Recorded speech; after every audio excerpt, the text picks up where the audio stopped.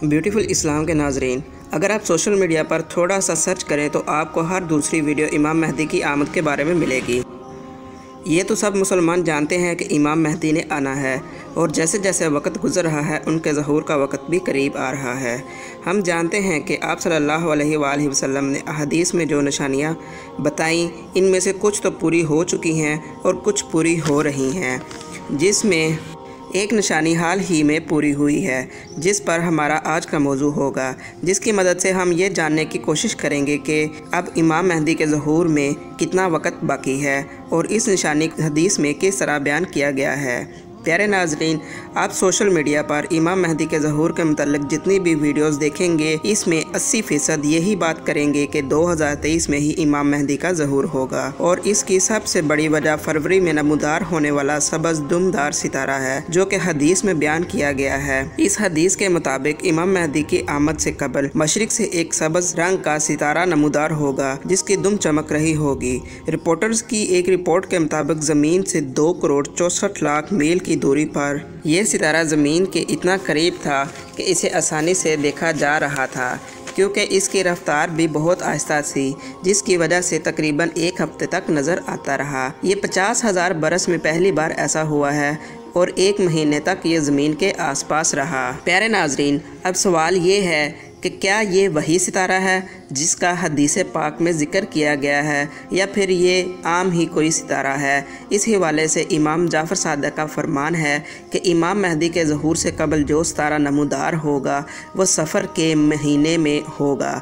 लिहाजा दोस्तों, इससे ये बात साफ वाज़ेह हो जाती है कि फरवरी के महीने में नज़र आने वाला सितारा वो नहीं है, क्योंकि जब ये सितारा नमूदार हुआ इस वक्त रजब का महीना चल रहा था और ये वो सितारा नहीं है जो हदीस पाक में बयान किया गया है। मगर बहुत सी ऐसी निशानियां भी हैं जो पूरी हो चुकी हैं। मिसाल के तौर पर इमाम मेहदी के ज़हूर से पहले की एक निशानी ये भी है कि अनकरीब आसमान से खौफनाक धमाके की आवाज़ आएगी और ये आवाज़ इतनी खौफनाक होगी कि हर इंसान इस आवाज़ से लरज़ जाएगा। और रवायत में मिलता है कि जब तुम इस ज़माने को पाओ तो आने वाले ज़माने के लिए अशिया खुर्दोनोश जमा करके अपने घरों में कैद हो जाओ। एक और रवायत के मुताबिक अनकरीब आसमान से आग का सतून ज़ाहिर होगा जो मशरिक से निकलेगा और ये एक निशानी होगी जिसको तमाम ज़मीन वाले देखेंगे।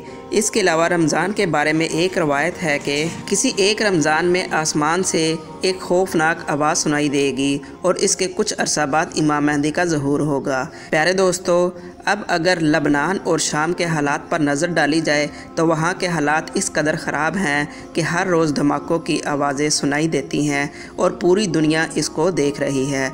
आप सल्लल्लाहु अलैहि वसल्लम की बताई हुई अलामात को ज़ाहिर तो होना है, क्योंकि उनकी कोई भी बात गलत साबित नहीं हो सकती। हदीस पाक में इरशाद है कि हुज़ूर अकरम सल्लल्लाहु अलैहि वसल्लम ने फरमाया, जब अहले शाम तबाही और बर्बादी का शिकार हो जाए तो फिर तुम में से कोई खैर बाकी ना रहेगी। और अगर देखा जाए तो मुल्क शाम के जो हालात हैं, इससे तो फिर यही ज़ाहिर है कि उम्मत मुसलमा की खैर नहीं। इस हदीस पाक के मुताबिक अरब ममालिक के सुनहरे दौर के ख़ात्मे की अहम वजह मुल्क शाम के मौजूदा हालात हैं। और अगर देखा जाए तो आप सल्लल्लाहु अलैहि वसल्लम की हदीस के मुताबिक एक और निशानी पूरी हो रही है या हो चुकी है। चुनाचे किताबुल फितन में है कि आखिरी ज़माने में जब मुसलमान हर तरफ से मगलूब हो जाएंगे और शाम में ईसाई हुकूमत कायम करने लगेंगे, दूसरे अरब ममालिक अरब, मिस्र और तुर्की भी बाकी ना रहेंगे, यानी हर तरफ कफ़ार के मज़ालम बढ़ जाएंगे और खैबर के करीब तक यहूदो नसारा भी पहुंच चुके होंगे